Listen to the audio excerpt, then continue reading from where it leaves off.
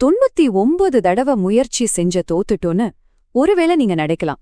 ஆனா அந்த 100வது அடி அதுதான் உங்க வாழ்க்கையே மாத்தப் போற அடியா இருக்கலாம். வாங்க இந்த 100வது அடியோட சக்தி பத்தி கொஞ்சம் ஆழமா பார்க்கலாம்.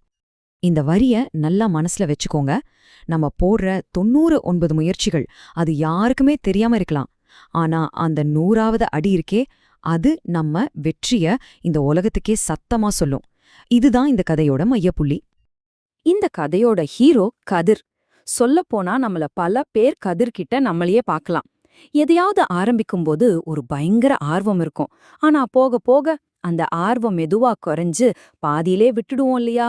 கதிரோட பிரச்சனையும் கரெக்டா இதுதான். பிரச்சனை எங்க ஆரம்பிக்குதுன்னா இங்கதான். கதிர் செஞ்ச வேலைக்கு உடனடியா ஒரு ரிசல்ட் வரணும்னு எதிர்பார்க்கறான்.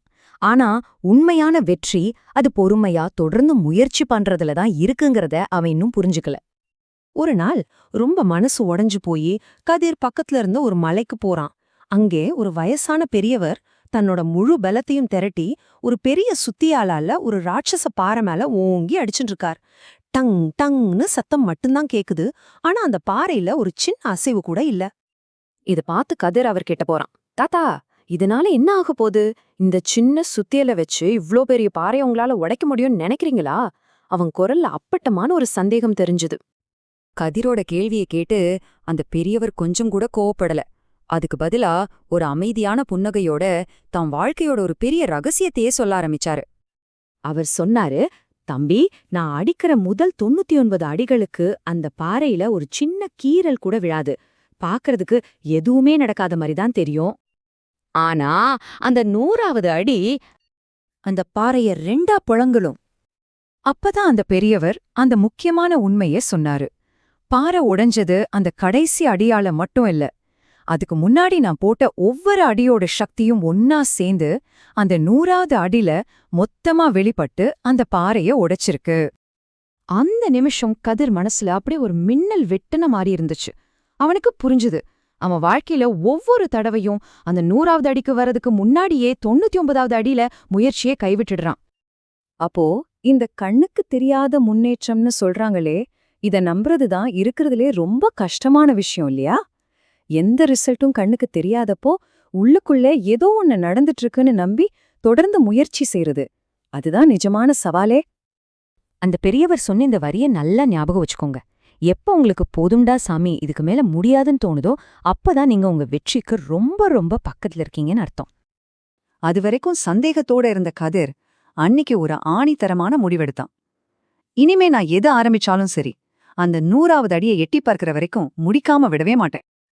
ஆனா அவனோட முடிவு வெறும் பேச்சோட மட்டும் நிக்கல. அத செயல்ல காட்ட ஆரம்பிச்சான். ஒவ்வொரு நாளும் சின்ன சின்ன அடிகளை எடுத்து வச்சான். ஒரு 20 நிமிஷம் படிப்பு, ஒரு 10 நிமிஷம் உடற்பயிற்சி, அப்புறம் அவனோட டு டூ லிஸ்ட்ல இருந்து ஒரு வேலைய முடிக்கிறது. ஆனா அவன் எதிர்பார்த்த மாதிரி மாற்றம் உடனே வந்துடல. முதல் வாரம் பெருசா எந்த முன்னேற்றமும் இல்ல. 2வது வாரம் இன்னும் கொஞ்சம் கஷ்டமா இருந்துச்சு. ஆனா அவன் முயற்சியை விடல. ஒரு மாசம் கழிச்சு அவனுக்குள்ளேயே ஏதோ ஒரு சின்ன மாற்றம் தெரிய ஆரம்பிச்சுது. நாட்கள் வாரங்களாகி வாரங்கள் மாதங்களானது. அப்புறம் திடீர்னு ஒரு நாள் அவனுக்கே அது புரிஞ்சது. அவன் ஒவ்வொரு நாளும் போட்ட அந்த சின்ன சின்ன அடிகள் அவனை முழுசா மாத்தி ஒரு புத்தம் புதிய மனுஷனா உருவாக்கி இருக்கிறத அவன் உணர்ந்தான். அப்போதான் கதிர் வாழ்க்கையோட மிக பெரிய பாடத்தை கத்துக்கிட்டான். வெற்றின்றது ஒரே நாள்ல நடக்கிற ஒரு மேஜிக் கிடையாது. அது ஒவ்வொரு நாளும் நாம போடுற சின்ன சின்ன தொடர்ச்சியான முயற்சிகளோட கூட்டுத்தொகை. சரி, கதிரோட கதை இத்தோட முடியுது. ஆனா உங்க கதை? இப்போ ஒரு நிமிஷம் இந்த கதைய உங்க வாழ்க்கையோட பொருத்தி பாருங்க. நீங்க எந்த பெரிய இலக்க அடையறதுக்காக உங்களுடைய அந்த 99 அடிகளை விடாமுயற்சியோட போட்டுட்டு இருக்கீங்க? யோசிச்சு பாருங்க.